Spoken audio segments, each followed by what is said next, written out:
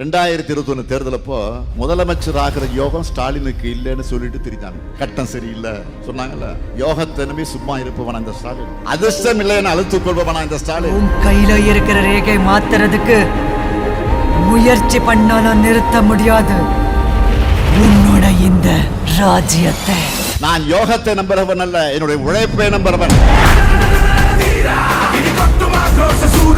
தலைவர் கலைஞரிடம் உழைப்பை கற்றுக்கொண்ட மாணவன் நான். அதே போல இப்போ 2000 தேர்தலுக்கு என்னென்ன சொல்றாங்க, இப்ப என்ன சொல்றாங்க? திமுகவுல யாரும் தொடர்ந்து 2 முறை யாரும் முதலமைச்சர் ஆனது இல்லையா. போன முறை நீங்க சொன்னதை உடைச்சு நான் முதலமைச்சர் ஆனேன். 2வது முறை இல்லைன்னு சொல்றாங்கல்ல, அதையும் உடைக்கிறேன் பாருங்க. என் உயிரோடு கலந்திருக்கக்கூடிய தலைவர் கலைஞருடைய அன்பு உடன்பிறப்புகள் இருக்காங்க. மக்கள் நம்பக்க இருக்காங்க.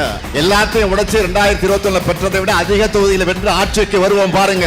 தமிழ்நாட்டின் வளர்ச்சி எப்படி இருக்கும்னு 2031 நாம காட்டுவோம்.